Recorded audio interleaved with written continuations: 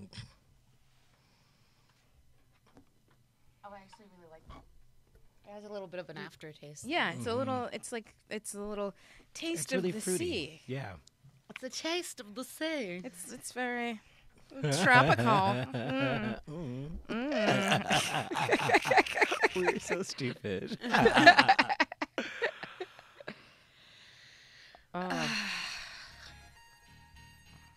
All right, you guys are. All right, cheers. Cheers. Oh, no. Oh, okay, that was. Psych, you're not doing it. Yeah, I think it's loud enough for me. Yeah.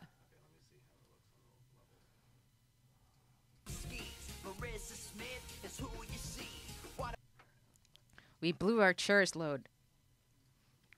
What? Our chairs load. Oh, yeah. We're premature. and cheers. cheers in.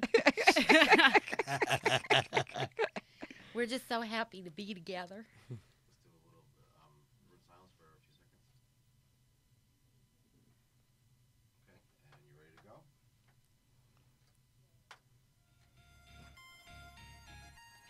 All right, you All guys. right, cheers to part two. Cheers. You got it back up. Big talking Brewskis. Marissa Smith is who you see. Water cooler combo in here. Crack a cold one, we're on the air. Big talking Brewskis. Marissa Smith is who you see. Water cooler combo in here. Crack a cold one, we're on the air. Kicking back, having a few beers, we're chatting. Pull up your chair, we're all relaxing. Any subject, we never dismiss. Big talking Brewskis with Marissa Smith. Comedy, sex, relationships, more. Any subject, we got it in store. Big talking Brewskis is coming in live. Crack one open, Marissa has arrived. Big talking Brewskis with Marissa Smith. Hey guys, happy Friday. So this is Big Talking Brewskis. I'm Marissa Smith. As always, I've got Rodney Daniels with me. What's up, guys? Happy Friday. And we've got Tiana Miller with us. Hi. Hey. Hey, Tiana. What's up, guys? So happy New Year's, you guys. Happy This New is Year. New Year. the First show of the year. First show of the year. We did it. We made did it. it. We're here. We're here. 2019. How many years is Big Talking Brewskis now? Oh, God. I think this is going to be like year 4. Year 4, yeah. Yeah, I I think it's year 4. Yeah. I know you've been going a while. Yeah. Damn, It's, almost 2 years for me. That's crazy. yeah. Yeah. Yeah. Wow. So, Rodney, how was your week? My week has been weird. Yeah. It's like, yeah, it's like I had like the New York City dream and the New York City nightmare, like all in 1 week. Oh, shit. The New York City dream was the fact that like I was in Times Square and got to see the ball drop. That was like something your whole life. Like I've been thinking about like, oh wow, one day I want to be in New York City and watch the ball drop, and that was like really cool. But, like, you So- didn't have to be out in the rain. and No, all that I shit. wasn't. No, I wasn't out in the rain the whole time. It was like I worked at my job, and like 10 minutes before it was time for the ball to drop, everybody leaves out, and like I was just like right there. Police officers escorted us like to the middle, that's and so then perfect. it was just like whoop, watch That's- the ball drop. And I go have back into such work. bad social anxiety. I like grew up in New York, and I feel like that's the only way I'd go to Times Square on New Year's Eve. Yeah. You know? It was like wall to wall people, just like bodies like all on each other. But then when like the fireworks are happening and then like the confetti and it's just like everybody's singing, it was just like Yeah, that's wow. gotta be beautiful. It was a gorgeous. See, like, I used to moment. do it, like, every year in high school. And, because, like, I'm from, like, 30 minutes north of the city. So, like, in high school, we used to go down. But this is, like, pre 9/11. So, like, it was a completely different animal back then. Like, now, like, they pen you up for hours. You can't leave. Once you leave, you can't And there's get like a back super in. long line just There's to get in. a long line. Like, you, But I had like, a pass. I was able to skip it. I felt like VIP. So I walked right up. He said, But- only if you have a pass. I was like, right here. Yeah. Otherwise, I feel like you get herded like Cattle. cows. Like, Yeah. like cows, like into Times Square. Yeah. but, like, And then out. back in the day, like, you would just make friends with the people that were in your pen, and then if you needed to go to the bathroom, you'd be like, listen, I'm gonna go to the bathroom, watch my spot. And they're like, all right. And then, like, people would bring back pizzas and 6-packs, and, like, you know, they would have champagne, and, like, we'd just, like, all just be partying together, and, like, just hours, like, but, like, not the same, like, 15 hours that these people are waiting. Like, we used to get down there maybe like 9 o'clock. And then, like, you know, you just bring a pizza and like, just be like, anybody want a slice? And then you had, like, friends for the whole night. 15 hours and you can't leave? You what can't if people leave. just, like, pee themselves? They wear diapers. Are you serious? Yeah, they wear No, they- diapers. They got porta potties. Oh, God. But I'm pretty No, sure they somebody can't. No, I They think can't. They can't leave to go use a 'Cause porta potty. it's They so- have to stay in the pen. it's so packed. Really? And ever Yeah. since 9/11, they're so strict with that stuff. I was so curious as to how that works. Yeah, because like one of the reporters was wow. asking someone like how long, like this was like maybe the 6 o'clock news, and they're like, how long have you been here? And they said since 6 this morning, and they were like, well, haven't you had to go to the bathroom? And they're like, mm-hmm. And they're like, well, what do you do? Like, I have diapers. Like, Oh my God, you have Yeah. to like be like that astronaut lady that drove to Florida. oh my God, yeah, with the diapers and Yeah. the duct tape in her trunk. Yeah. What a legend. Yeah. So now, what was your New York City nightmare? Oh my God. So after we did the show last Friday, you know, we did our karaoke thing that we normally do. That's like our after party. I got so drunk. I was so fucked up too. It was great. But I left there fucked up, got on the Fulton Street station, right? Waited for my train. The train gets there. Then it goes express in the opposite direction to 34th Street. I'm going to Brooklyn and it goes express to 34th Street. Oh, that sucks. I know, and it was like, what the fuck is happening? Like, I don't know if anybody was in New York City on Friday night. All the trains were fucked up. Especially express to 34th from The Fulton, queue, though? the When queue does was that going happen? express from 125th Street to 14th Street. Like, What? what the fuck, right? Just skip the whole city. Yeah, exactly. And so then, like, I get out, I'm waiting for the train that's going in the Brooklyn direction. It's not my train that gets there, but like another train, and then I drop my phone, like, onto the track. Oh, God. Yeah, like I can see it. Like, for anybody that doesn't know, like, there's like a track here where like the train is, and, like my phone was down there. You're not supposed to go down there because you can get electrocuted, but I was like, fuck it. And hit by a train. And hit They by a actually get train. really pissed if they find out, because they found out that I did go down because like someone told them, and they got like really pissed. They threatened to call the police. They were like, "You're putting the subway workers in danger." I was like, "Listen, I'm really drunk. I had to get my phone." Exactly. I'm really drunk and I gotta get my phone, right? Yeah. So like I tapped this guy next to me and I was like, look, bro, I'm about to jump down there. Can you just like help me up? And then he did, and it took all of 45 seconds, but now my phone's all fucked up. Well, it was. I just got a new one today, but yeah. So That's you a had nightmare. Dropping your phone on the track. you had a broken phone for a week after that too. That Yeah. sucks, and that Yeah. includes New Year's. Oof. Yeah. Yeah, your phone is crazy broken. Yeah, it is. It's like there's a crack all across it. It It's looks like it's bleeding. it when looks you- like it's bleeding. does. Yes. Or can like barely I see took half of acid. it. Yeah, exactly. I tried to watch porn today on that thing, and I was just like, oh no. You're like, I just need a new I phone. just need a new phone. I can't. Because like I would think that trail would be blocking all the jiggly It was. bits. It was. It was. It was blocking all the good stuff. I couldn't see it going in and out, and I'm like, oh no. You had and it's like black. It's like thick black lines. So you had like band. Yeah. It was bad. It's like, well, is he that big? But it was amazing to me how many people I told that like, oh yeah, I dropped my phone on the track, and everybody was like, I would have left it there. I would have left it there. Yeah, I it's would have like- left it there. What? No, my phone is way too expensive, and I can't be just going without a phone. I would have left it there if I wasn't drunk. I was like really drunk when this happened, and I was like 26. Yeah. Like now, I feel like I would leave it there. Well, and other people were like, why didn't you just go tell somebody? But it's like the trains are already fucked up. What am I supposed to tell an MTA worker? Then they're gonna stop all the trains so I can get my phone? No. Also, telling an MTA worker anything is like, I had to report a dead body in the subway once, and the MTA workers were like, I don't even think I need to bother with that. And I'm like, I'm pretty sure there's a dead person. Maybe bother with it. Like, were they on the Damn. track or were they asleep, like on a bench? It was at Essex Street, and they were on a bench, but the way his head was tilted back, a bunch of people thought he was just passed out, and I was like, no, that person's dead. Like, your bones and your muscles don't work like that. And his like neck was passed out, and his hat had fallen off, and people were picking up his hat and throwing it at him and then backing away because they could like sense it. So I called the cops, and he He I don't was know what dead, happened, for but real. he was dead. They had to remove the body. It was Oh, so shit. insane. It was like How long after a ago was Karma that? show. It was years ago. It was like me and Scott Eric. Like, Oh, I remember Scott Eric. yeah, like back in the day. Yeah.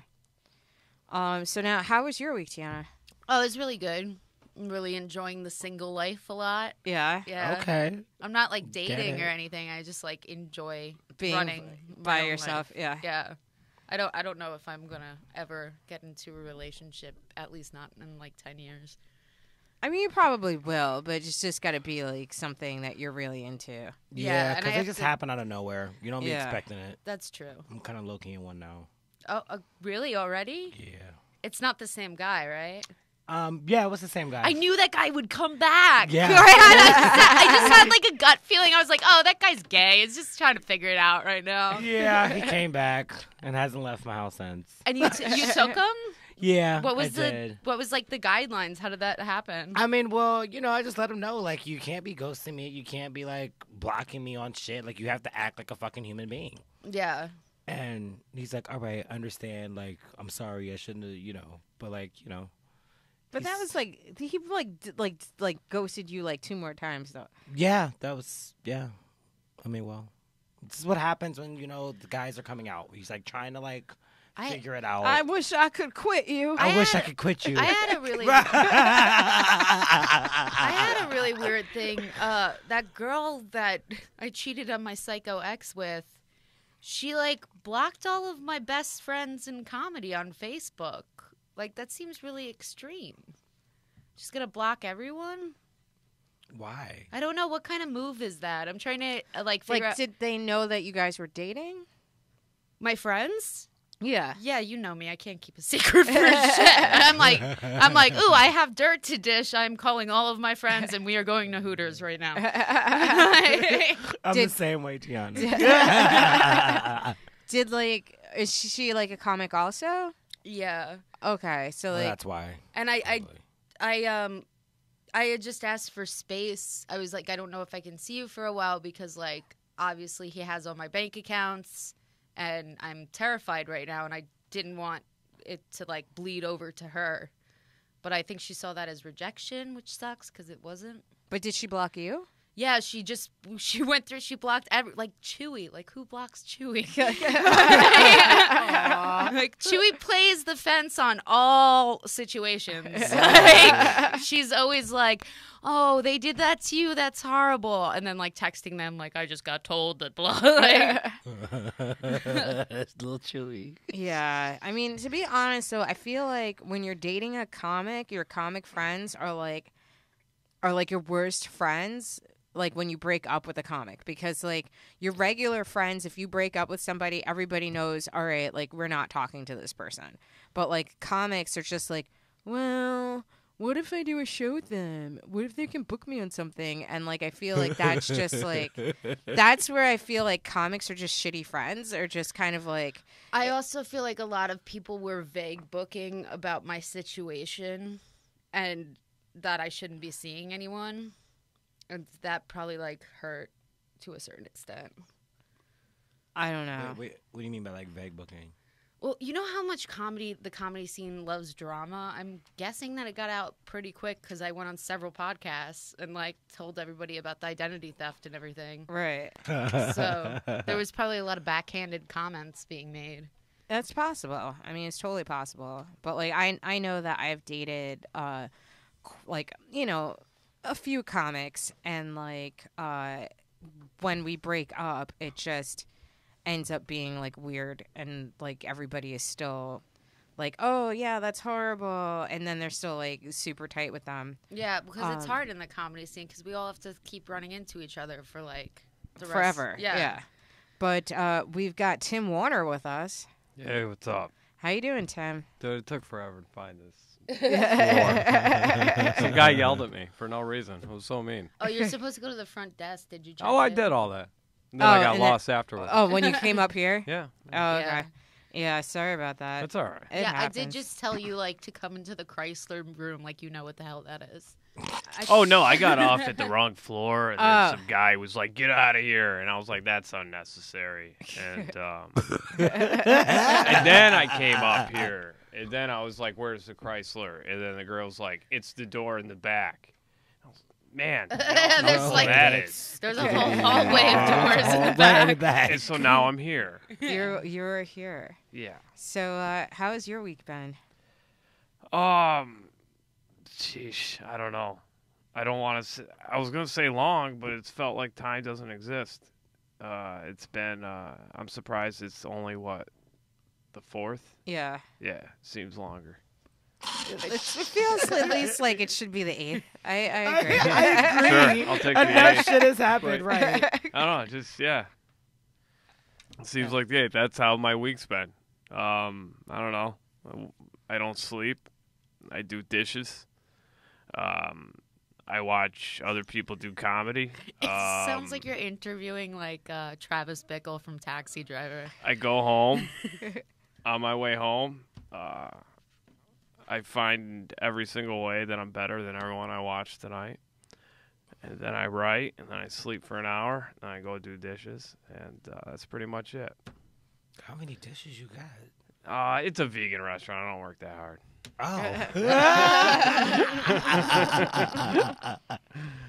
So yeah, that's it, man. I don't know. Just I gotta work on projects, but I don't think this is supposed to be about me, so I'm gonna stop talking. But that's all internal dialogue shit. But yeah, dude, I gotta go to England or something. I gotta go to Glasgow. I gotta do something. Yeah.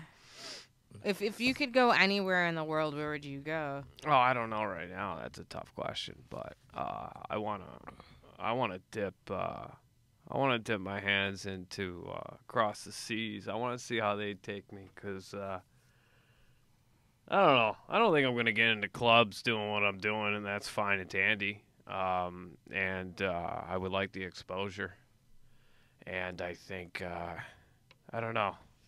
Just had a 3-hour conversation with Tim Dillon. Has pretty much changed my perspective on everything.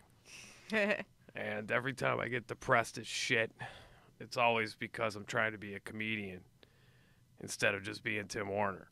And in this day and age, like, comedian's dead. It's fucking dead. You want to be a comedian? That's fucking done. Forget about it. It's all branding. We're all entrepreneurs at this point. So it's like, why are you trying to be a fucking, the thing is, I beat Tim Warner and I get laughs, and then I fall into that, like, I like to get on that show. I like to do that. Oh, let me get that crowd. Let me get those Brooklyn kids. And then I don't, and then I keep trying. It's like, yeah, why are you trying to be a comedian, stupid? You're Tim Warner. Why are you trying to take comedy so seriously? What do you mean? Doesn't that kind of ruin comedy? I don't understand. Why? First of all, why'd you ask that question? What did I say that enticed you to ask that? Oh, you just seem like really depressed about where you are. Certainly. And you're talking about how you feel like you have to be an entrepreneur and do all this extra stuff. Yes. And it's like, maybe you should just focus on enjoying your time on stage and what you're doing. Okay.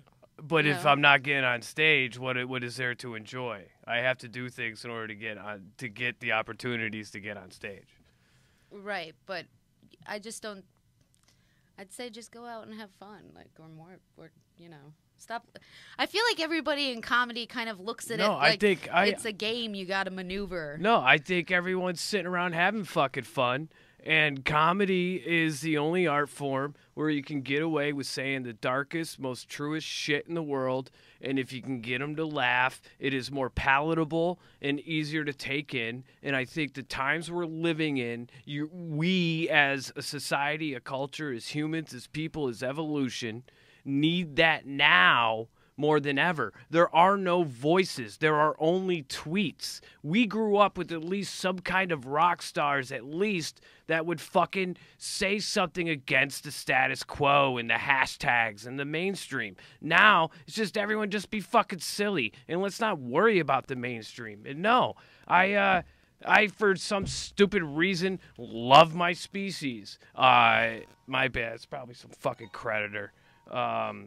I happen to love my fucking species, and I have a dumb glimmer of hope. And we put that on an airplane. I have a dumb glimmer of hope that we could possibly evolve more into a nirvana than the fucking mass shooting, outrage, let me post this on Facebook and comment with anger and take it to a gun society that we're in. And I'm sick of I've seen enough silly. It's fucking old. It's done. It's not cute to me. I feel like I'm kind of like halfway between the both of you. So like I kind of feel like I feel like we should be trying to enjoy the time that we have on stage, and that I find that my best sets are when I'm actually having fun being there. And then to your point about, you know, like how can you have fun if you're not getting stage time? I feel like that's where like I feel you need to start creating your own spaces to get up.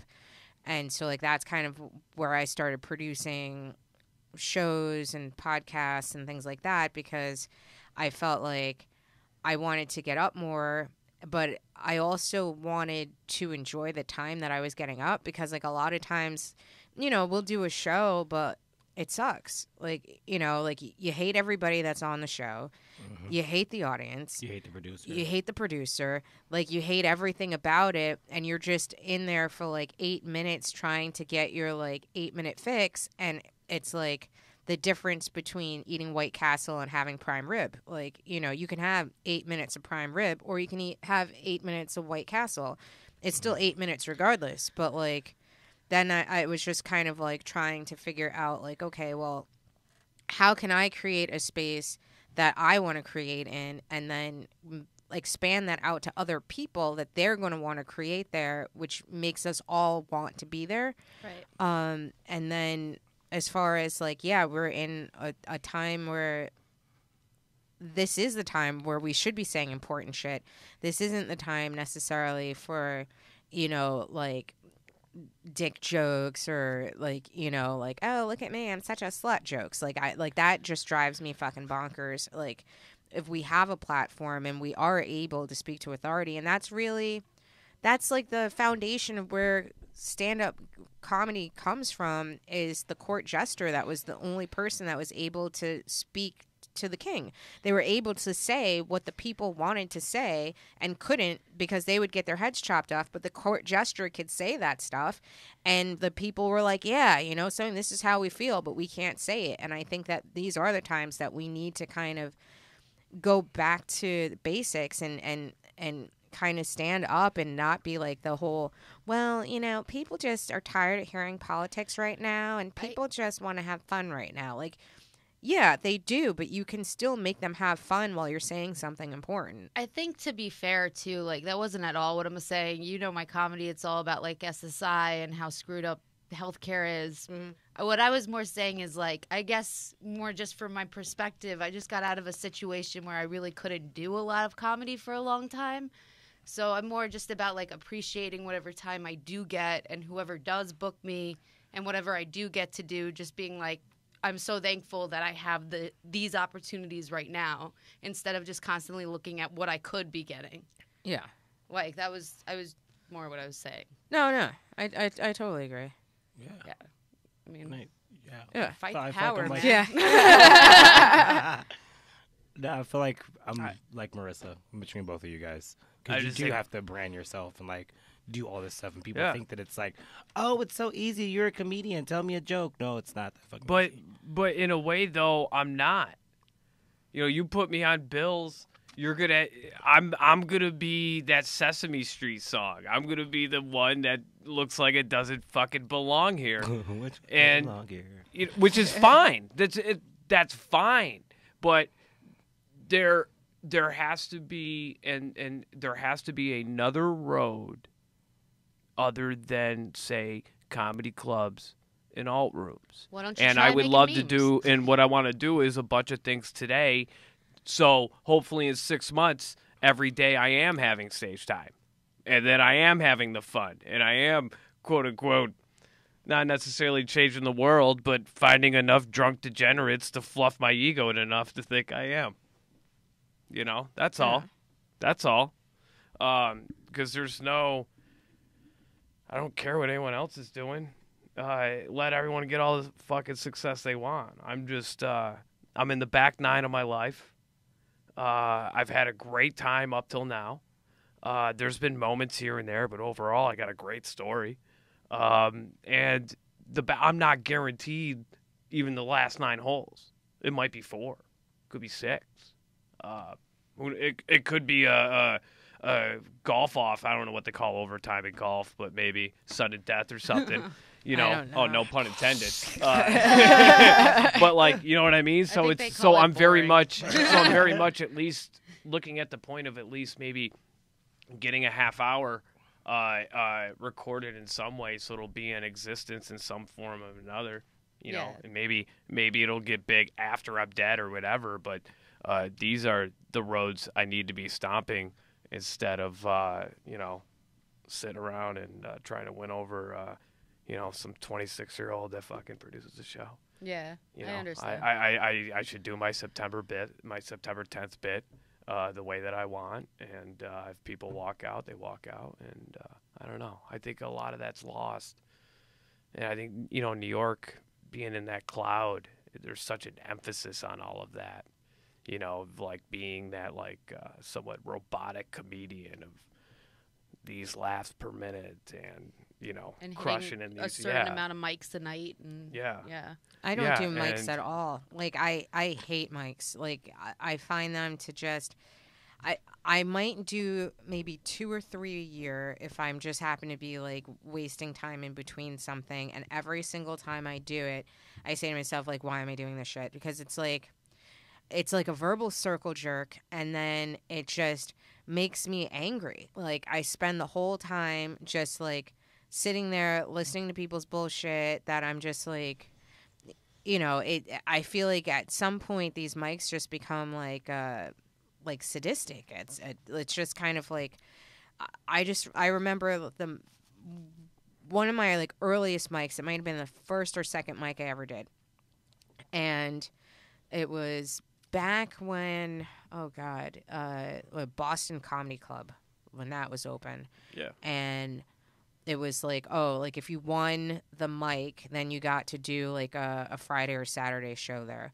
And I went there, and like, I had been writing, and I'm just like, all right, like I got all this like material, whatever. And the winning joke was, what's the difference between a woman and a pair of shoes?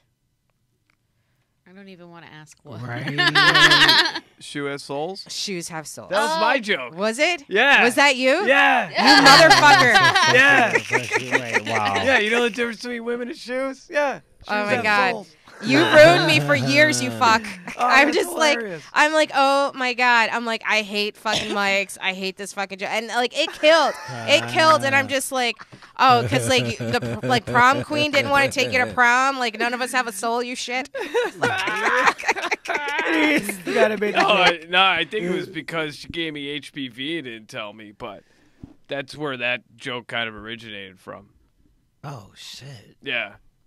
I think that kind of I think, like, frustration the of, HPV the bumps thing on would the have dick. been like more. The HPV I wasn't just- that vulnerable yet, dude. I just started. But- I was lucky to get that line out. I was mostly doing fucking Jesus terrible jokes. I I didn't can't even connect That's to a- people. To be honest with you, I didn't remember you're the one that did it. When Oh, yeah. did Oh, yeah. Boston close? Because I know it closed like right before I came. Oh, fucking I think it was like dude. 7 years ago. Oh or yeah. Oh yeah. nine That was a years long ago or time ago. something. Oh, First time I've ever And heard then of it became it became something else after. And then it just stayed. It was like Yeah, the with one that's PJ. right next to. With Remember for like PJ and, years, Yeah. it just stayed with the Saul. opening. Yeah, PJ and Saul. it was right next to the firehouse, right? I can't remember exactly where it No, was. I remember exactly where it was. It was next to the Cadoba that also got like shut down. Zinc right Bar. by Grizzly It's right Pear. Above, Oh, right okay. above Zinc Bar. Okay, Where Jordan Ferber had the monthly. okay. I think he still does. What Um, at Zinc Bar? Yeah, I think. Oh, I thought you meant Boston Comedy Club. I was like, No, that's just been closed Did forever. they, No, but- did they finally put a new place in there? Yeah, or- it's some fucking, I don't know, some Asian something or other. Yeah, that you makes know. sense. That's like mostly what's over there Japanese, besides I don't comedy know. clubs. Yeah. Dude, I think I it's so funny but though. see, Like I've yeah. been like I like you as a person. I Yeah. hated that fucking joke, and I'm just like, Yeah, it's pretty great that when you brought that up, the person happened to Is be he there. here, right? You started doing it, and I'm like, I remember that. I one wrote of that my- down. one of my early ones. You got to remind him of Guess the when I woman who first gave heard him it. HPV. Right? That would have been a much more interesting joke. But I feel like you start out I with think that, I think right? I had that bit fucking 6 months later. It's like, but does HPV give you bumps? The bumpity bumps? Yes, it can. Yeah. Really? What? I thought that was just the herpes. No, I was so No. paranoid. I Herpes had are HPV. more, No, that's hopes more are like sores. fucking burns and like Yeah, like herpes sort are- of. herpes These are are just like little, cold you know, sores. They're little just like bumps. cold I fucking rubbed my dick on a toad.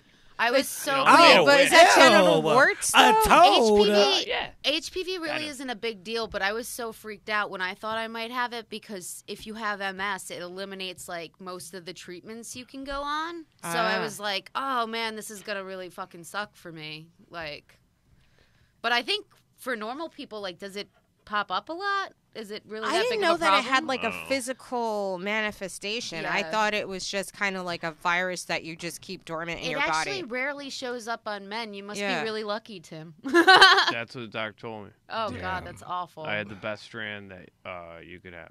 Oh God, The best strand. Yeah. what a way to put it. Like the most like. Like he high five you He after probably that. Kind of the makes most sense. potent strand. Yeah. No, Or he, is- he or is didn't that high like five that- shit. He was like, I'm not touching you. He's like, this HPV is killing it, dude. Right. No, but but see, the thing is, I like mics now with the objective of like I'm preparing for a half hour. I'm preparing for what would my like again. I'm preparing for LA. I'm preparing for. I want to spend less time in New York. I want to spend more time like going to Boston, DC, Philly. Philly's 2 hours. Boston and DC are 4. I care about the reactions, but I understand I'm practicing my free throws right now, and I'm looking at the farther goal instead of the immediate moment. But that's So the, for but me, that's the I- whole and that's thing, how though. I find mics That's- enjoyable now because I'm not in the immediate moment. So I'm I down do the that road. with regular audiences. Right, because Yeah. that's what I was gonna say. The regular audiences are different than. Yeah, because like for me, like with a mic, like I don't do them, but like I have a goal for myself that like I will try to throw in a new joke or a rework of a joke every time I get up, and then I feel like yes, it is that immediate goal of like you're doing it in front of real people and you get a real reaction, but then at the same time I feel like I'm still trying to work towards a larger piece of material, like, but I feel like at least I'm getting a more honest response than 20 dudes in a basement that give a fuck that just looking at their notebook. I I think get that you that there. makes sense a lot if you produce a lot of shows, which you do. But like Tim was saying, like you can't always get booked a lot. But my one question is, so I've been trying to do the same thing. I want to finally release an album so I can retire all this 7 years of material I've been doing. Are there any 10-minute mics left in the city? And if so, how horrible are they? I mean, like, no, if I were you, I would just check out music mics.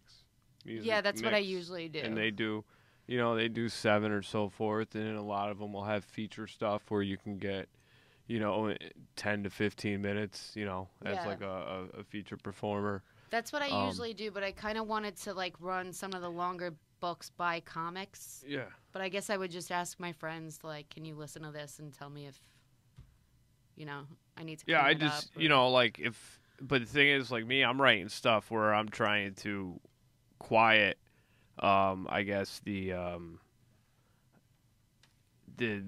outrage of gender identity.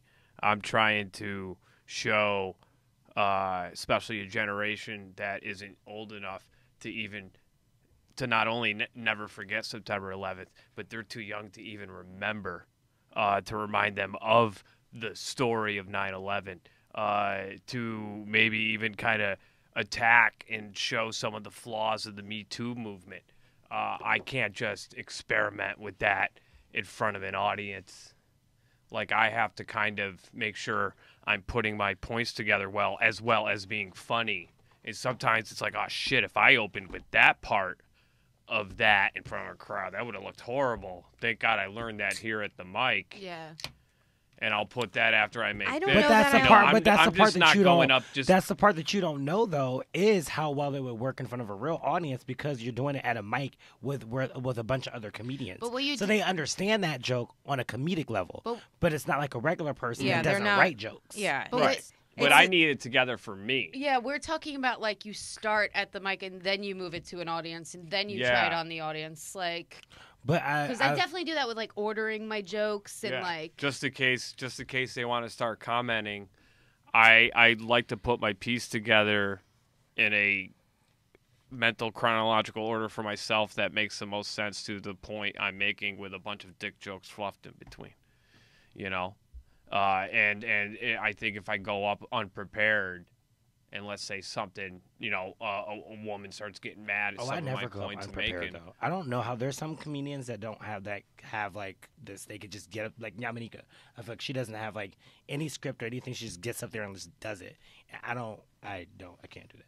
Yeah, I'd look at it as like a band, where it's like I have all these songs. I Yeah. don't play them in the same order every night because that's fucking boring and robotic. I would hate to see that band. Yeah. But I could play this song, you know, in the beginning, middle, or end. I could play But this that's other the song. thing That's about- how I do the look same at it. thing, But if so you I were to totally do a get that. tour and you were on tour, you would Yeah. do the same songs in the same order. You would do the No. same. No, you No, wouldn't. no, you would same not. order. I've No, been, I'd I've have been to in play the touring room. bands. You don't do that. You play Yeah, the room. yeah. You I'd write have to your play. set I'd have list to play after the you room check how out the I feel. audience. How I feel. You know, maybe like for example, maybe there was something. I don't know. Someone was fucking PCing me up, telling me I can't say this or this little dumb word I said was incorrect, and I'm fucking fired off about that. And maybe I want to open with my PC stuff and then maybe riff off a little bit. You know what I mean? Because that's how I feel at that moment for that show at that time. But I'll open with that song. And then maybe improv that song a little bit, have an extra saxophone solo little that I jazz. don't normally have. Mm-hmm. Yeah. Like for me, like Yeah. I have an opener and a closer, and then I kind of play the jazz in between. And then if I like throw something in there, and then if that works and that room particularly likes this kind of thing, I might stay more on that tone. And then if that doesn't work, then I'll switch it up and throw something else out there. But like I like to get I need the reassurance of having the opener that I know always works, so I get that like first laugh, and then I feel like okay, like I pop my cherry, I'm good, like we got the lube going, and then Yep. then I have like then I feel like I can dance and play a little bit more, Yeah. and then I like to like close out strong. So like, and I might have rotating closers depending upon what most of the set's been about. But like, if all else fails, I know this one thing always works every time I close, and then I play around with the middle. But Yeah. I yeah, have a really weird thing that I should probably get rid of, where I don't like to end my set on story bits. So even if I do a story bit and I get the light at like a perfect time to end it with the big punchline, after I do the big punchline, I like to like throw out a quick like One-liner? one-liner. Yeah. And I don't know why I do that. I don't know what that is. It's like some kind of OCD thing. I don't know. Maybe you feel like you're leaving them wanting more. Yeah, I guess just to be like, look, I can do long form and short form. Don't forget that. Yeah. Because I also feel like if a story bit really kills, a lot of times the audience members come up to you repeating that punchline, and you're like, but what about all the other babies that I dropped? You know, like, Yeah. remember there was more than just that story in there, you know? Yeah. Because it's not like I'm doing storytelling. I'm still doing stand-up. So.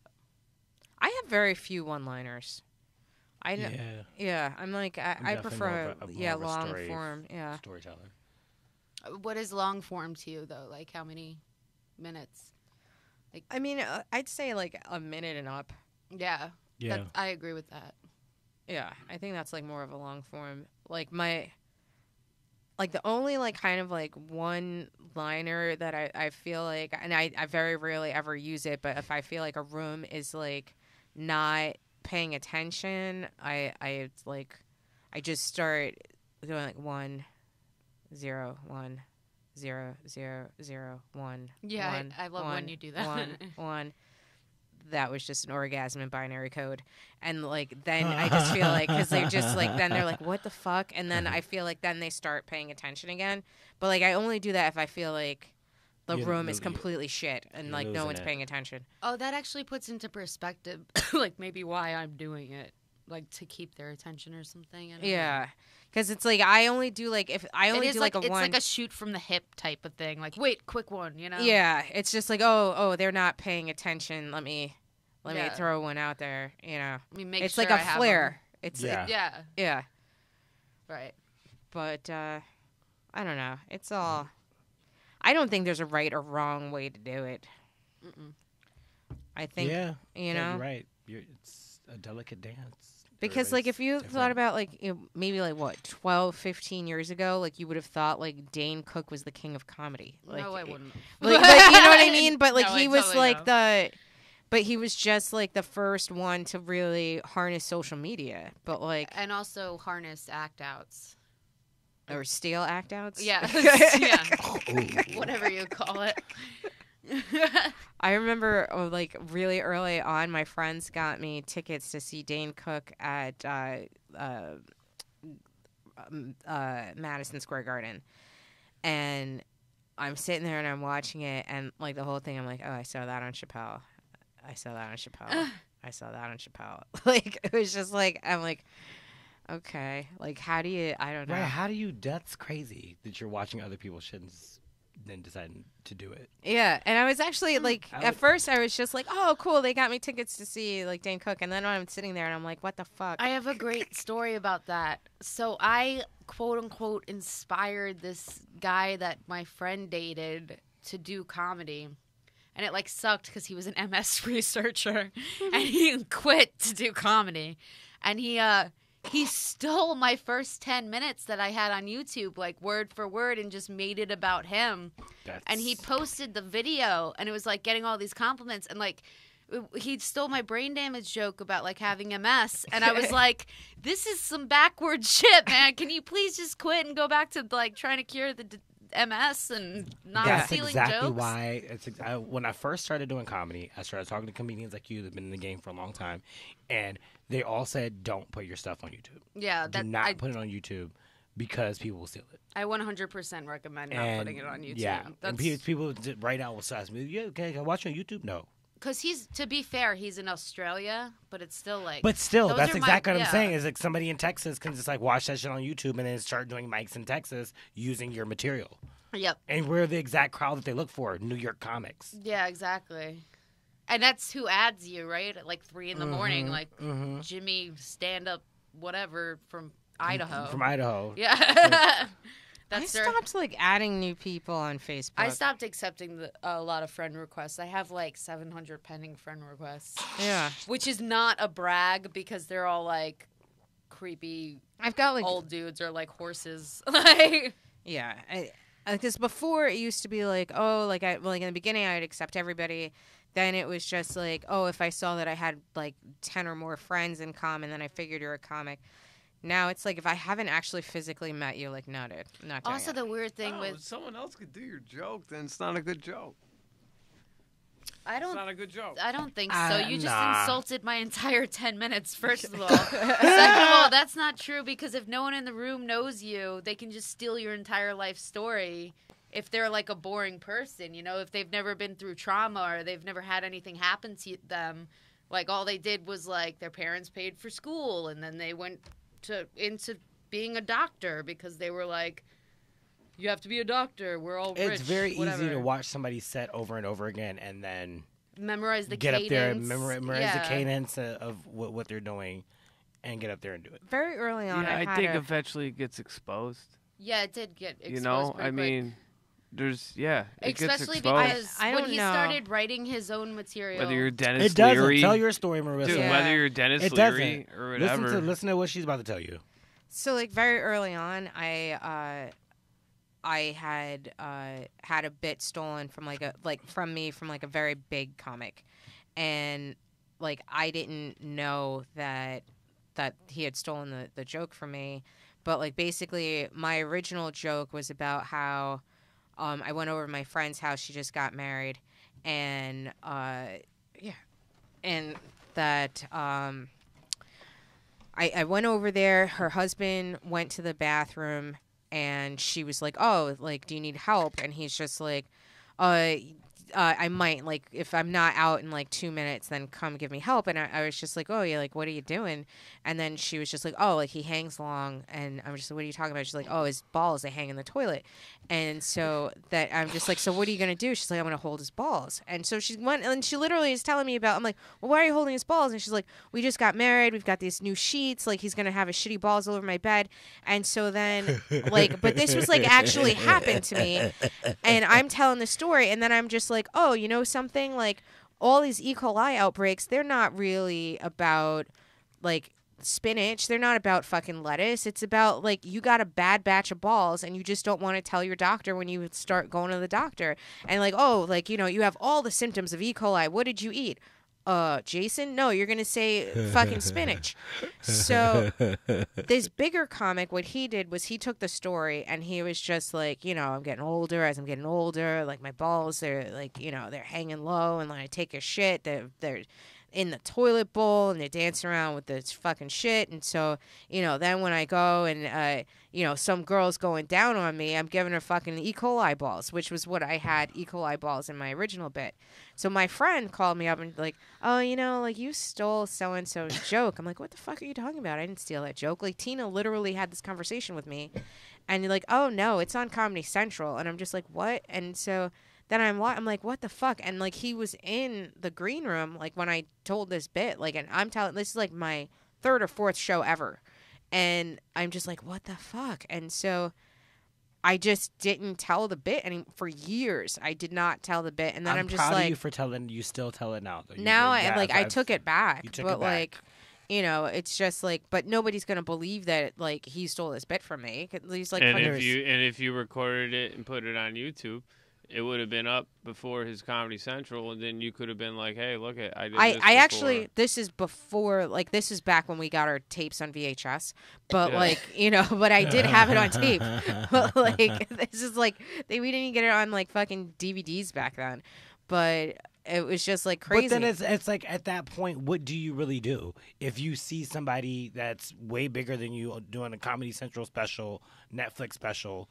And they're doing a bit that you know that you wrote this. You know that you went through this experience, and now you're seeing somebody else do that. Mm-hmm. At what point, what power do you have at that point? Right. Enough to say something, and maybe that's all I could do, but it's duly noted. What if 2 months down the road, 2 years down the road, whatever else, but it's noted? That's like, how hey, you- I said this. You're probably not going to believe me because this person's bigger, yada, yada. But guess what? This is based on experience. You can ask these comics. I'll tag them in the fucking post or the blog or the video or whatever. And here, it's documented. This is known. That's it. Believe what you will. Here's the fucking story. It's the best I can do. It's the best I can do. They plateau. I continue to write. I'm still going to go to a mountain. Which They can he no has. longer create. They're done.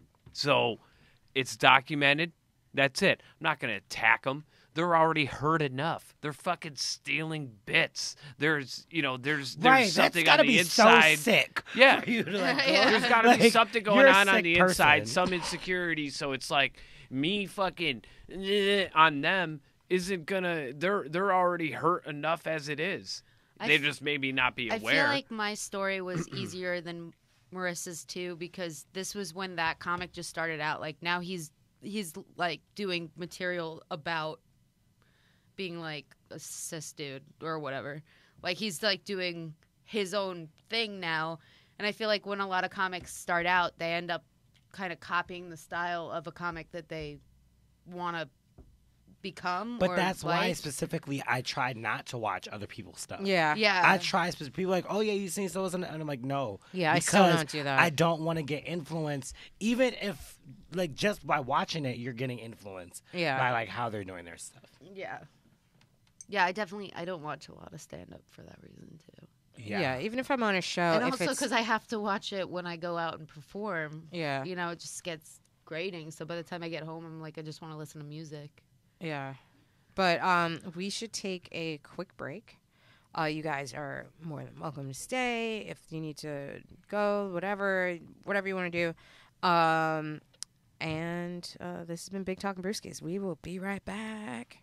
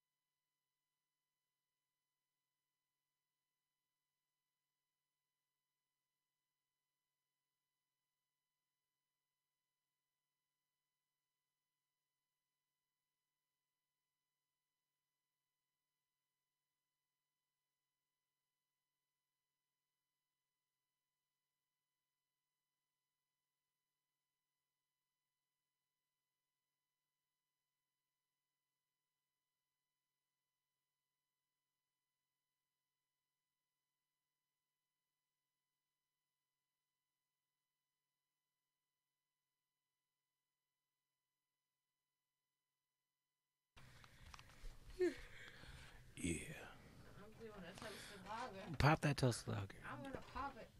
You sure you don't want beer too? Yeah, I'm good, buddy. Rodney's like, we're gonna have so much beer. It's okay. You have me as a guest. A lot of it will go. Okay, good. As long as it goes Us drinkers are gonna have to commit to this. somewhere. Right, exactly. I'll get quicker on my game. Although now that I'm drinking, I'm like, okay, I'm too tired to drink. Have like 2 more, you'll be fine. Yeah, that's true. Although I'm not sure if I'll be fine, but I'll definitely All right. be annoying for the next 2 hours. We're gonna get started.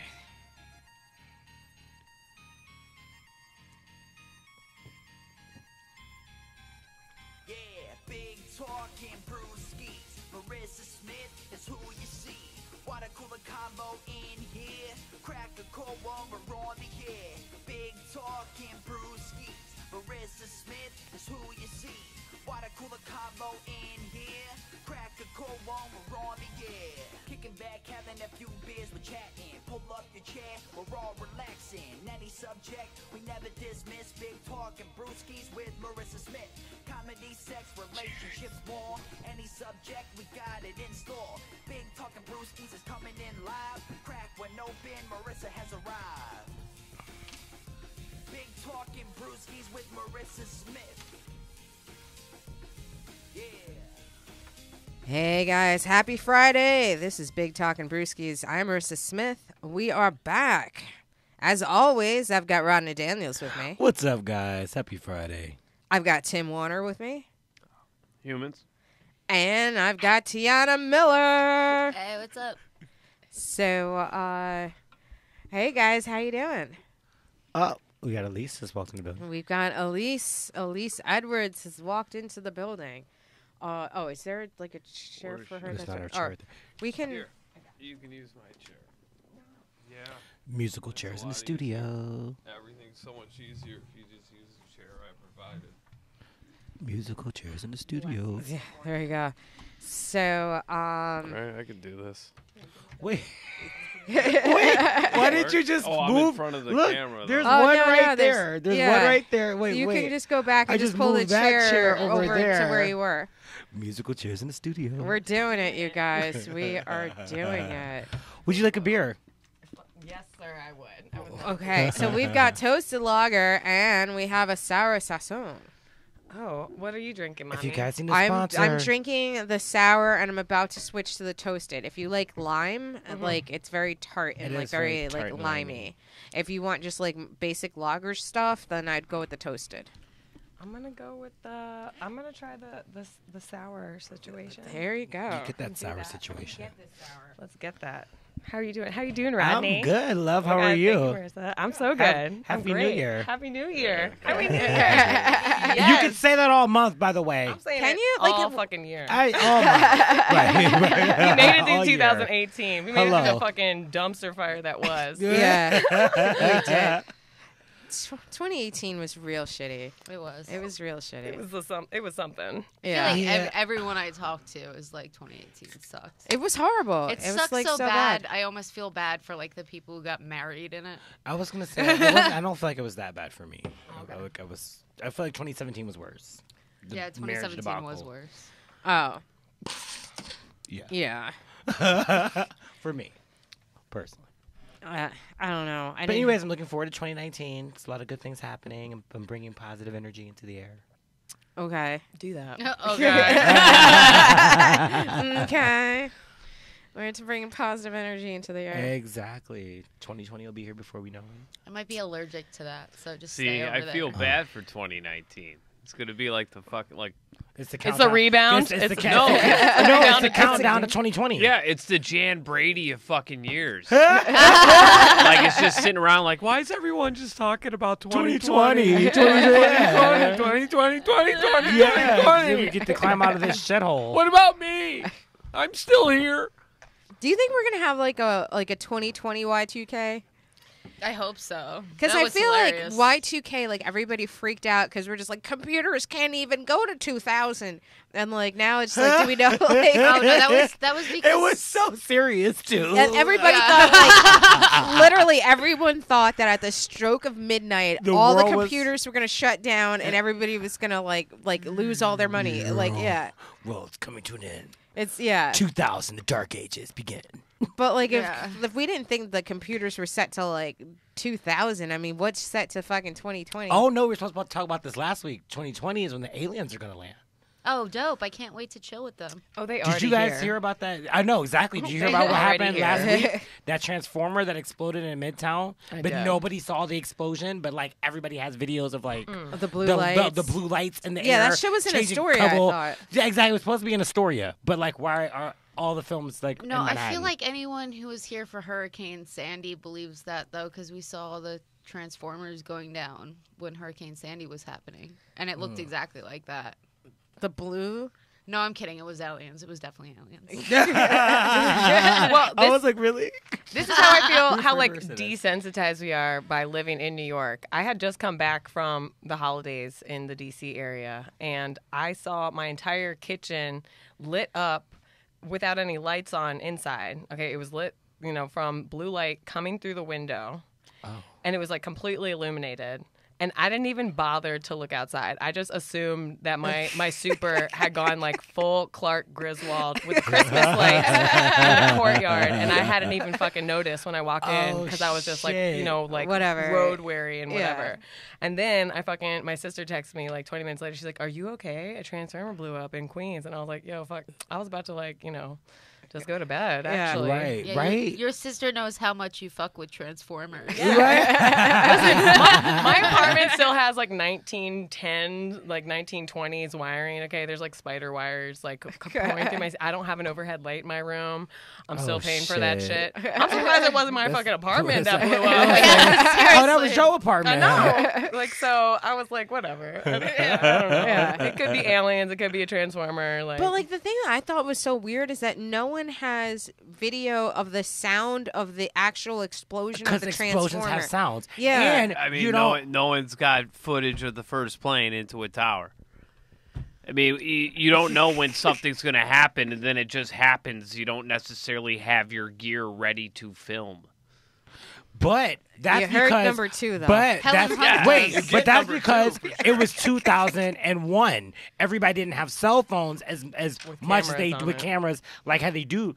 As if 9/11 knew- were to happen tomorrow, if I there would knew- be so many videos of that shit. Oh, If I God, you knew just at put a really dark 9:30 vision in If my I head. knew at 9:37 that there was going to be a transformer to blow up at 9:36, my camera would have been ready to go. But when you don't have a clue and it's in your back pocket and you're listening to Soul Coffin, walking around trying to figure out how to make your life better or maybe bang Brenda, then all of a sudden Transformer blows up and you miss the You opportunity. be banging Brenda. But you'll get the blue light. He's making a lot of really good 2001 references Right. here. Soul coughing takes me back. But would you pause banging Brenda to Right. film the first plane? I was Right. If you had a heads up. it's like, yo, baby, If put you're your a head hero, down you for a would. second. Wait, was that a transformer? No, that's me. I'm like the Earth move, baby. Have you guys seen Vice? I'm speaking of the first plane going in. Oh my god! No, Vice. I haven't. And I was, But really- he looks amazing. Like, looks great. I was, Yeah. I just saw it last weekend with my sister, and my mom is like really excited to see it because she's, she still lives in the DC area. She used to work for the government, and I'm like, I don't think she's gonna appreciate the very leftist view of this whole situation, i.e. Dick Cheney running the government during 9/11 and Yeah. through like the entire Bush W, Situation. yeah, Wait, so wait, W. what Bush. is it about? I haven't even heard It of it. is like the story of Dick Cheney, how he got into office, like his whole background, and then him pretty much being our president while he was vice president. Oh, Darth Vader. That sounds fun. There's nothing I want more Why- than to relive those years. But why is Right. that a leftist view? I mean, during those times, we all kind of knew that. Well, yeah, but I mean, the way that Yeah. they tell the story is very. I mean, I think it's dead on. Like, I think it's amazing. And Sounds it's really- like season 5 of Scandal. Well, I don't watch Scandal, but I that's love. you're missing out. Is that the one with what's his Kerry name? Washington. Kerry Washington. Yeah, but who's the dude? Gold something. Gold. Oh, that's not what I'm thinking of. I got have- his face in my head. I can't have a think of his Yeah, name. parent president. that works for the government too, and there's something very brainwashy that goes on where, like, the minute you're like, yeah, but maybe we shouldn't trust them, they're like, no, I can't 001. Like, All of a sudden, they're disappeared. Like Yeah. all of a sudden, you don't have that family member. yeah, exactly. It's like, what they're happened not to talking to you Mom? anymore. Right. She went to pick up roses. We never speak of this again. Pretty much. No, but like I haven't seen it. I want to see it, but I also don't want to relive that time because Yeah, it at was all. just like How triggering is it? Like, do you have to? Are there scenes of 9/11? Because I try to avoid most things with 9/11 in them. That was an awful day for me. For me personally, no one else, just just me. you. Very traumatizing. You know, it doesn't have like too much footage or anything of that because, like I said, it really starts all the way in the beginning with Dick Cheney being a real like a fucking Yahoo. On Yeah, like because a it was like a drunk degenerate. right, Yeah. like full scholarship to Yale, which his wife, who was like kind of like the brains behind the whole thing. So she was really the president. Well, he got kicked out of Yale after getting this full ride, and then he was just like a guy my God. laying like telephone wire across Arizona maybe Oh shit! in Arizona where they're from. Do you remember what he got kicked out from? Yeah, for being a drunk degenerate and like not throwing up on himself and not showing up to class. And then finally he went someplace and, got a degree. And then he went and got into an internship program on Capitol Hill. And then he was under the tutelage of Donald Rumsfeld, who Right. was like the exact opposite. He's like a political mastermind and he's like a decorated, pilot and all this kind of stuff. And, oh, by the way, Donald Rumsfeld is played by Steve Carell. And Oh. I think he deserves an Oscar. Honest to God, I think he deserves an Oscar for his performance. And I don't think he was nominated for anything. Yeah, I mean, well, the Oscar Golden Globes are out, but like not the Oscar nominations. yeah, but like pretty and, much. And SAG Awards. Well, I don't yeah, think but he did- basically, I if don't you think he got get it. nominated for a Golden Globe or a SAG, you're gonna get nominated for an Oscar. yeah. If they didn't. But Steve Carell got 100% passed over, from what I recall from all of those awards. I don't know. But go and see that movie. I feel like not a lot of people know about it. I don't think they did a ton of, publicity or whatever that's Yeah. called for it. And Sam advertising. Rockwell plays George W. Yes. Oh, God, and he's so perfect. Yeah, He's I so like good. Sam Rockwell. I think he gets passed over a lot also, and I think he's really, really good. He is. I actually don't know who that is. Oh. Probably because he gets passed over a lot. Oh, Like he's a great character character actor. He's a Like character he's in actor. so many things. So you've seen like, him in a and- bunch of Yeah, stuff. but That's probably he why. just doesn't stick out to You don't even Yeah. realize that it's Yeah. him. Mm-hmm. I think he was in 3 Billboards also. Like I think he was. got nominated for 3 Billboards. I think he may have He won. won? Okay, he may yeah, have he won. was- Can you He was pass so me a toasted good. lager? Oh, for sure. Yeah, he was so good. He was so good. And actually, I always feel embarrassed because the first thing that I remember seeing him and knowing that it was Sam Rockwell was when he plays, when he's in Charlie's Angels, the first one, the reboot of Charlie's Angels. And I mostly remembered him for being so adorable, particularly when he showed off his dancing moves to my Yeah. favorite song, like Marvin Gaye, "Got to Give It Up," Yeah. And I was like, Yeah. oh shit, look at him. And he's like 1 second he's like a total square. He's supposed to be like this like Mark Zuckerberg square, and then what do you call that when you're about to give something away? Spoiler alert. Yeah. Spoiler alert. He's the bad guy, and he is in a pimp suit, and he's fucking dancing his ass off to fucking Marvin Gaye, and then he's real sexy. Oh, I know. And then I was like, Who oh he is shit, now. look at you, Oh, you know Sam who he is Rockwell. now, Yeah. right? Yeah. Oh, yeah. Because just when she explained that scene, I could like see it in my head. Yeah, you were like, oh yeah. Oh, he's great. She's like, flick my bean, flick my bean. I fucks with you, Sam Rockwell. No, did you hear that Keanu Reeves has a new movie coming out? Yes. Oh, okay. Yeah. And I it's know not a that. John Do you Wick. do you have your ticket already? I love Keanu. I love Keanu Reeves. Not You like love this him one. too? She's obsessed. I love. Oh, Keanu I'm not Reeves. like attracted to him. I just think he's like Oh no, he's I've No, Bill like, and she wants Ted. to have He's his the coolest babies. dude in the world. I've literally had a crush on Keanu Reeves since I was like 8 years old. Like, Oh, I see. yeah. I would say Point that too. Break? Yeah, I like, No.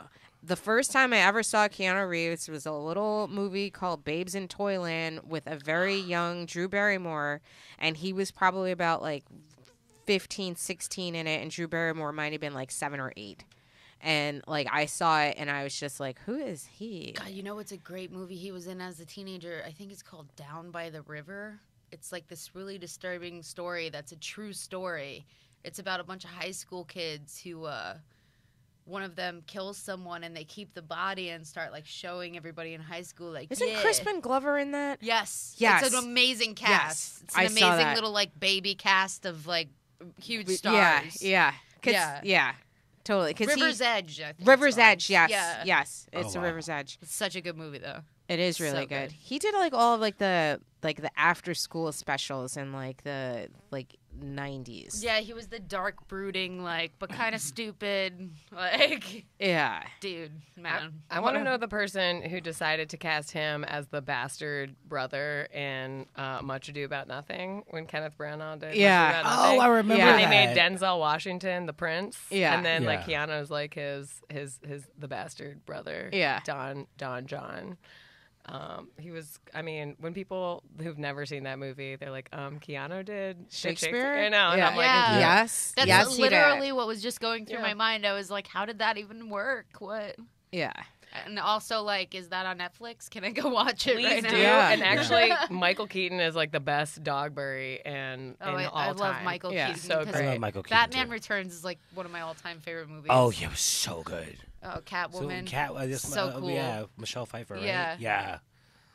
Oh, and Danny DeVito. is the Yeah, Penguin. Danny. When Oh my God. that scene where he bites off the nose. Such Ah, a good he just goes fucking like this scene. and bites his nose Yeah. off. Yeah, so So good. good. So good. You're just like, Tim, what's the best movie that you've seen lately? Lately, I mean, or your favorite movie, either or, whatever you're. Magnolia by Paul Thomas Anderson and 7 Pounds. I am silently 7 judging pounds. Okay. Yeah, it's a great. you. I love that that's- movie. Yeah, that Yeah. movie's amazing. And 7 Pounds are my 2 favorite films. I don't know that I've seen Seven Will Pounds. Smith. That's a Will Smith, It's a tearjerker. Okay. That's the one where he kills himself, right? Oh well, That's- don't watch it. Spoiler alert. Damn, dude, I was gonna go down. Sorry, my bad. Is that Still the same go thing see as it. 21 grams? No, the 20. That's a different. It's- Or am I mixing the movies up? that know. I believe that was a weight joke. 21 grams.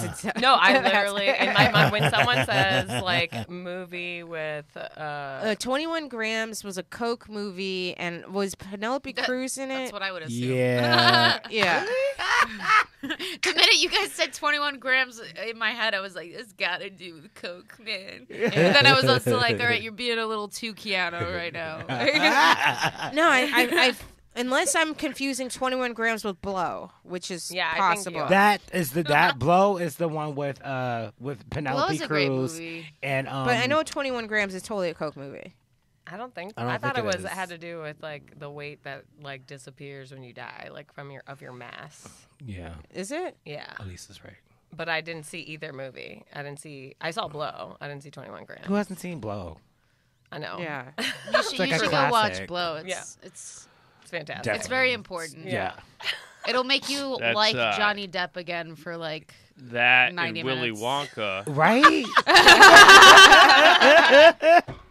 That Oh God. That and Willy Wonka were the 2 DVDs I bought the morning the first plane hit the tower. Did you really? So that's how Or is I that like a missed metaphor? watching Blow. because I was going to get DVDs. You weren't fucking Brenda? No, I was getting DVD. It was Tuesday. DVDs came out on Tuesday.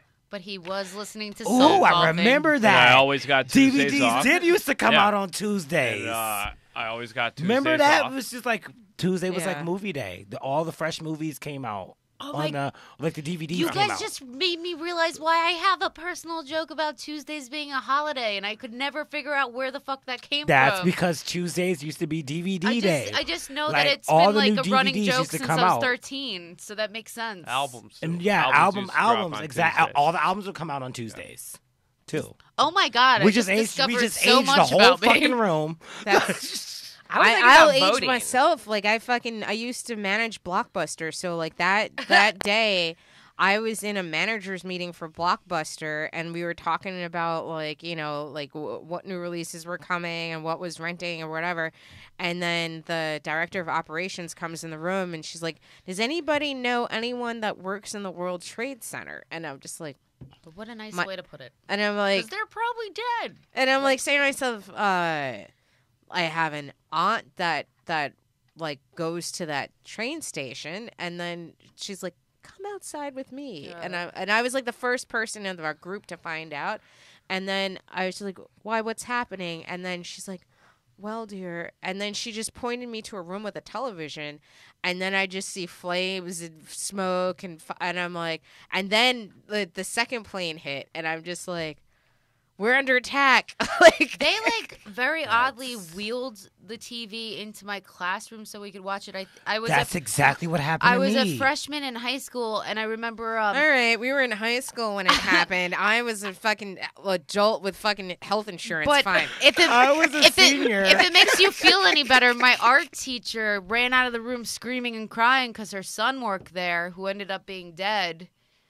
And then just like students just started running out screaming and crying because our my mom worked there. So like we just it was What are you like, trying to say? You didn't watch Blow that day on DVD? no, I didn't watch Blow. I watched my city go Yeah. apeshit. You didn't watch Wonka on DVD? I wish. I watched Wonka probably Remastered? an hour Oh. later. I was in Wisconsin. The weird thing is that like being in Blockbuster is like for weeks after you had like family members that were just bringing back like stacks of like DVDs and cassette tapes that were really overdue, and Oh my like God, you that's go in dark. and like you're scanning them in and you're like, this is 14 days late. This is 14 days late. This is, and then I would just look at them and then they would just start crying and I'm Yeah. like, are they gone? And they just. And I'm like, I'm so sorry. And like, I'm hugging people. Like, it was just weeks and weeks of people handing back really overdue tapes, and then just you still made them pay the crying. fees though. No. Okay, at least Blockbuster had a heart. They should have. I mean, I got chewed out by it, but I was just like, you know something? If you want to make a family member that just lost somebody in a tower, like pay this late fees, then I will call you and you can go and tell them. Like, I got chewed out for it a lot, but like, I'm just like, I can't do it. I I'm always not thought it doing was like so darkly funny that they made it never forget or whatever, because it was like all I wanted to do and all I wished my mom could do was forget. Like, Yeah. so bad, but it was like never forget.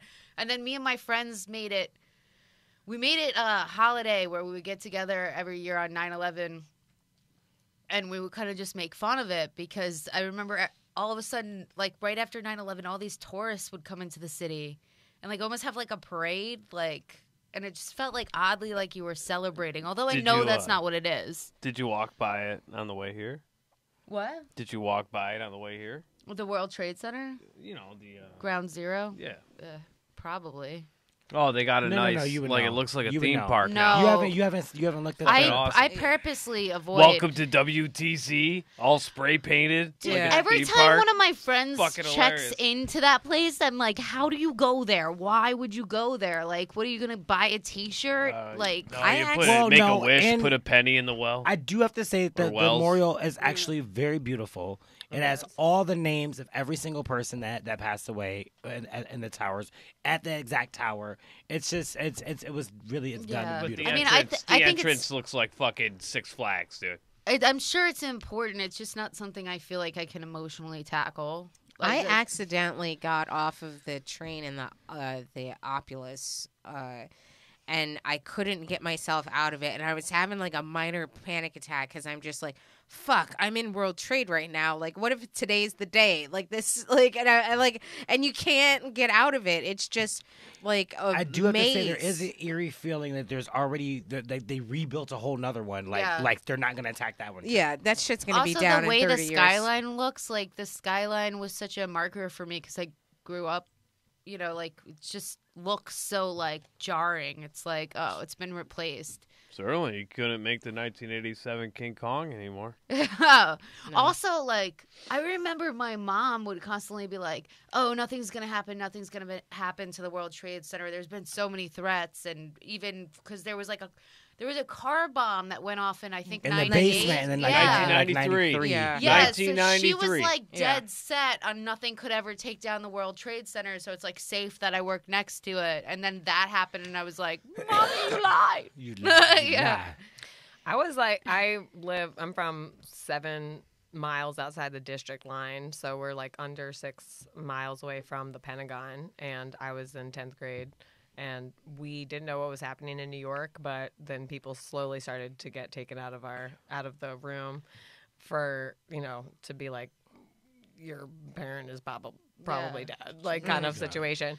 And so it was like, it was weird. And my mom had already retired from the government, but we went home early. First off, I got to backtrack and say I was already personally invested in being at school that day because it was my crush's birthday, and I went out of my way to buy them a balloon and a rose, and I gave it to him in between, like after my first class, and then we had home base, and then the next time I saw him, he was walking down the hallway holding this fucking Tweety Bird balloon. I did that, bitch. With his head down, like his head all the way down, like I hate everything, and I'm so upset. And I was like, "Oh, this is the wrong idea." So the Pentagon happened before or after the towers? After. Yeah. And I was like, "What the fuck happened?" And then they told us at the beginning of the next class that a plane had crashed into the World Trade Center. It's so funny. We were all in school at the same time. I was a senior in high school, and the same thing happened. They like wheeled the TV in and just like showed everybody what was going on. But I was in Wisconsin, so it's I like, was a not even freshman. like we're like not even affected. But my dad was freaking out. I remember just like streams of kids just running out of the room crying hysterically and like screaming and watching the footage. And I got a call. My mom, like once she got out of she was still trapped in the city. But once she got some sort of safety, I guess she called the school and just said, like, "Tiana, I'm safe. I'm trying to get out, but I'm alive." And I got that report, and then we got sent home. And I got sent home, and my brother was, like, a really bad alcoholic. What? My family? No way. But he had skipped school that day, and he was hanging out with his best friend. And they were loading their, like, hunting guns into the back of their pickup truck. And they were like, "We're going to get him." And I was like, "Dude, there's no them to get, like, it's a suicide." Going to get Watch Vice. right. Well, I feel like I had already gone through the Challenger at that point when I was a kid, so it was just kind of like shit blows up sometimes. I wasn't so much like, oh my god, like can't like it's just like something like shit blows up. Like, it happens. Oh, that was my first, and that was also, like, so huge. Like, I'll just never forget that. That was just so terrifying. Because, like, with the They told you Challenger, never I was... forget. right. Well, I do, like, purposely still make fun of it, the never forget thing every 9/11, because I just feel like part of that was so insensitive to the people who were there. Because, like, a lot of trauma therapy is, like, try to start forgetting, Right. Maybe try to move on with your life. And it's like New Yorkers have to deal with all this aftermath, like the diseases that come from breathing the debris. Yeah. I know my mom got breast cancer attached to it. The commercials, you still see commercials on TV to this day. Call Parker Wakeman. Yeah. You might have mesothelioma. Mesothelioma, right. Yeah, but my mom, like, still can't. She still has trouble in the city when, like, a plane flies over. She'll, like, stop and, like, look up. And I'll be like, "Well, never forget, Mom. Thanks for visiting." Yeah, that was dark. Sorry, dudes. My mom is half Lebanese, but she's like the most whitewashed person ever. But for some reason that day she was making Moroccan couscous, okay? And I got home and she was like, "Elise, I need you to finish all of this prep work. I need to go and sit at this admiral who I was very close with house because his wife and his kids are waiting by the phone." And I'm, because of like what her former position in the military had been, means that she would get a call before the family got a call. I don't really understand. Oh that shit, whole your mom's like Ripley. But and I was like, okay, so I'm sitting there and like for hours, like she wasn't coming home, and like I finished the couscous and I just like turned off the stove and like I went to bed, and I remember just like waking up and hearing sirens and being like, oh my god, did something else happen? Like already being like triggered. Yeah. And it's just like it was a lot. But at the same time, fortunately, I didn't know anyone, even though, my mom had worked for the military for like 28 years, something like that. Yeah. And I didn't know anyone that had personally died. But my friend who lived just down the street from me, his dad worked for Merrill Lynch and had been in Merrill Lynch's office in New York the day that it happened. And he saw people that he knew personally jumping out of the building across the street. And that man was lost it. He was no longer himself. same. That anymore. that was the same thing that really affected my mom and still affects my mom to this day. Like, she still has nightmares about the people jumping out of the window. And you can't really put yourself in the shoes of someone who was there and saw that. But, like, obviously that instinct to, like, the situation's so bad I have to cause, like, a worse death. Like, that, I just can't imagine that. Like, that's crazy. I mean, I guess you figure, like, you jump out a window, you're dead in seconds, or you could just burn alive. Or suffocate. They were probably suffocating from the smoke. But my mom, when she got out of the city, I remember, like, we rushed to go see her, and she was just, like, covered with soot and just, like, black. And I remember she was, like, crying and shaking, and she was like, "These are dead bodies. I'm covered in dead bodies." And then she moved to Florida because something about the magic of the city just wore off. It just wore off. No more Twinkle. Yeah. Damn. If I can make it here, I can make it anywhere. Oh, God, that's dark, yeah. Damn. Yeah, no, it's pretty nuts. Like, I had an aunt that we were missing for a while, and she used to take the train through World Trade, the path. And we were worried about her, and we couldn't find her. And finally, because, like, all the phones had gone dead, and, like, you couldn't, like, make any phone calls, nothing. And so finally we got in touch with her, and, like, so she was telling this whole story because, like, she would have been in the train at the time that the second plane hit. And she said that she was running late for work. She was running downstairs to the PATH train. This guy was running up the stairs and knocked her coffee on her. And she was covered in coffee, and she was wearing a white shirt. Oh, what a tragedy. And so, like, but then she was just like, "I'm soaking wet, and like, my shirt is stained. I'm going to go walk the 3 blocks back home to change." Oh, thank God. And then by the time she got back into the train, they stopped it before it got to Manhattan. So she was stuck under the water in the train for hours because they couldn't go to the city because, the plane had hit, and then they had to wait to back all the trains up. So she was, like, stuck in a train for, like, 6 hours. But the one under the water, that's fucking freaky. That is horrifying. That's terrifying, but I don't know what happened to the trains that day. That's something that I wouldn't have thought about because I was still living on Long Island. Yeah. Does anyone know? Did they all just stop dead like that? That's terrifying. So, like, that's terrifying. The part under the water is the most terrifying part that you can go under. Oh, God, what's like, that movie? Daybreak. Daybreak. Yes, With fucking Sylvester Stallone. I will never forget that movie. It's so scary. Where the train gets stopped right there. Have you seen this movie? Mm-mm. Okay, the train gets stuck, and then they have to make it out of the train, and, like, eventually they, like, blow a gasket or something, to, like, where they end up in the middle of the fucking Hudson.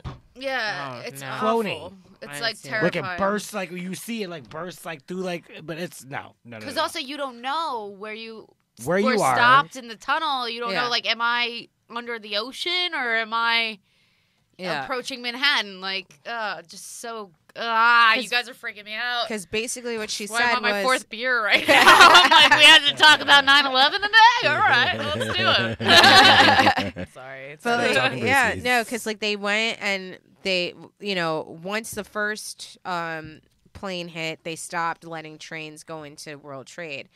And then all the trains started getting backed up. And so it was like they basically had to back all of the trains out of the tunnel one at a time because they couldn't go forward. And so where she was, it was like however many trains it took to get to World Trade from I think, I don't even know, it was maybe Jersey City or whatever. But, like, she was, like, stuck underwater in the train for hours. Oh, my God, that's like...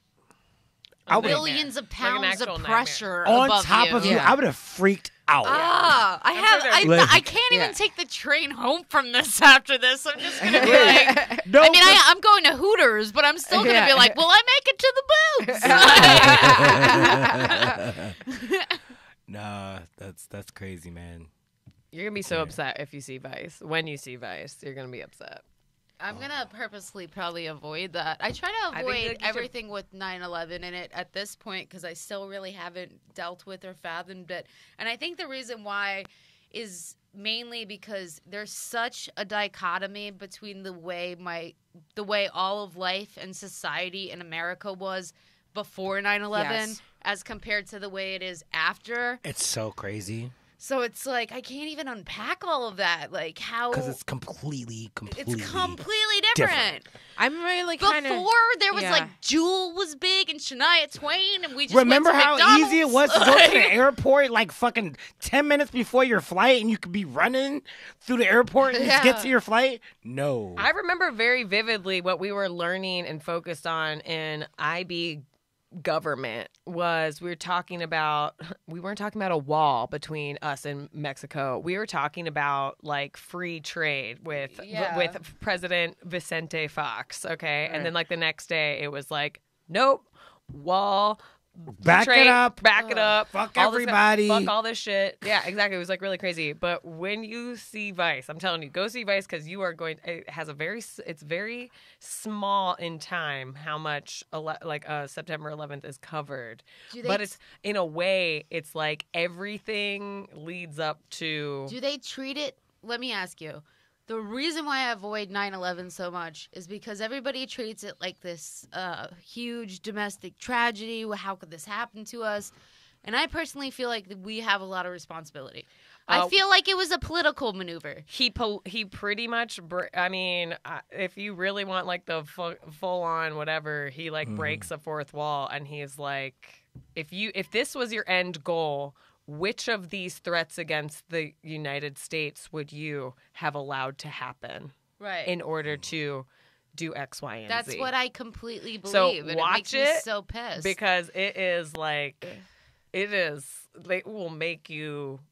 It will do something. But I really love my mommy, so it might make me like kill someone. Like that literally made her move away from my entire family when I was only 14, which like you need a mom if you're a girl growing up. Like that just sucks. I know, at 14, shit. Yeah, it sucked. I'm pissed. No, It's all about me. All of 9/11 was about me. How dare they? It took my mama. It and was my a mama's personal mama. attack. I don't know. The whole thing was like hard for me because like I was still like a young adult at that time, and like I was probably like 19, 20, but like we had already gone through. That was like the first time that we had ever experienced that our president was picked by the Electoral College, so we felt already this kind of Slighted. There was this already... like this animosity that this isn't our president. Our election was already stolen. Oh, I and totally then forgot. like And you know what? That's why I believe it was an inside job, because it like 9/11 made me completely forget about that entire election. oh Yep. like it was basically like, what do you think is going to happen when the whole government is stolen for nepotism?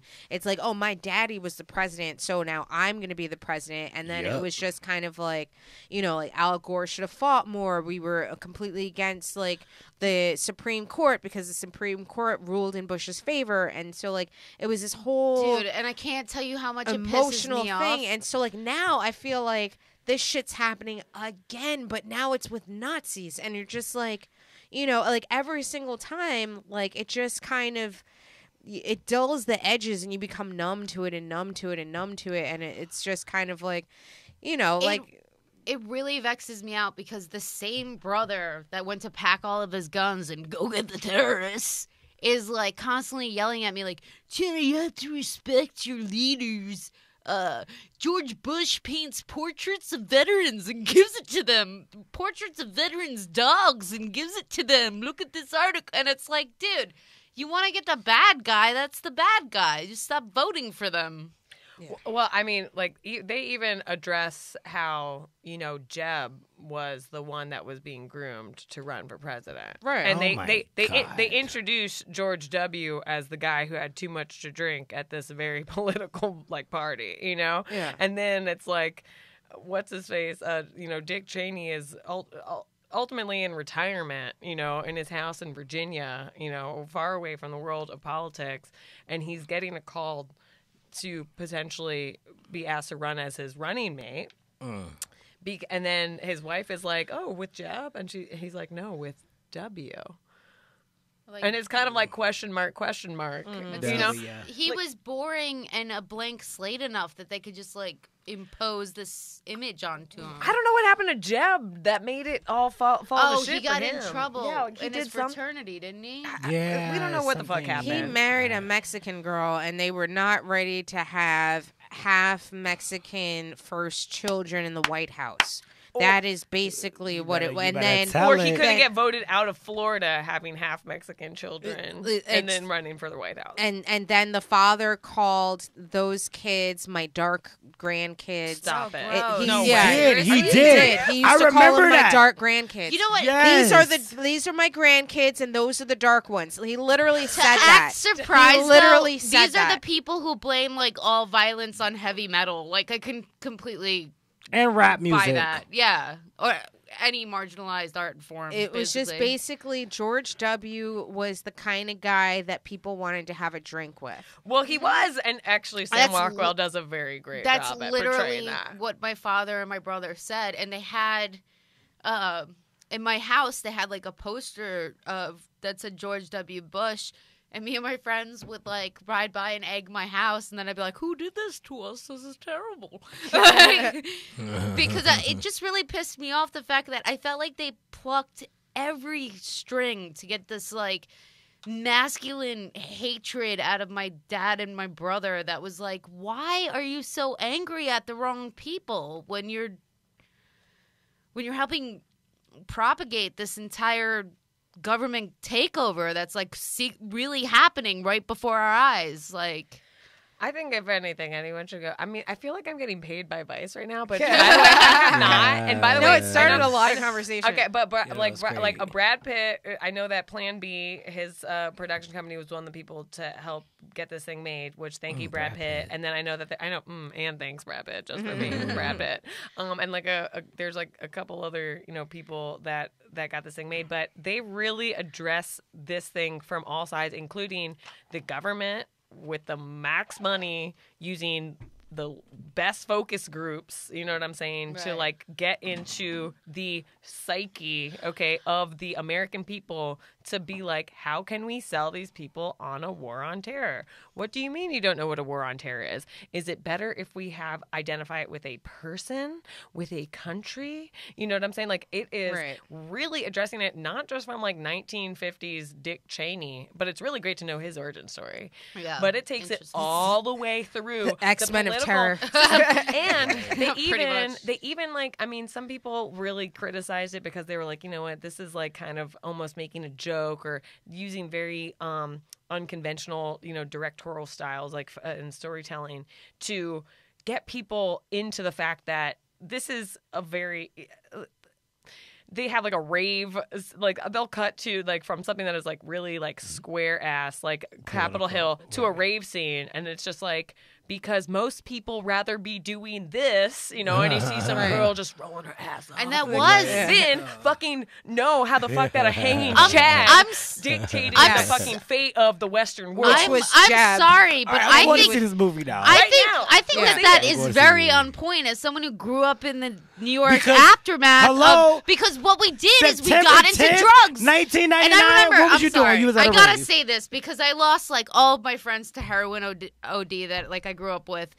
I wrote an article for my high school paper when I was in 9th grade, right after 9/11, talking about how Bush was going to use that to open the ports in New York to Afghanistan, and Afghanistan's main export is heroin and opioids, and we were about to face an opioid epidemic. And my editor was like, I have to put this under opinion. And I was like, I called the White House.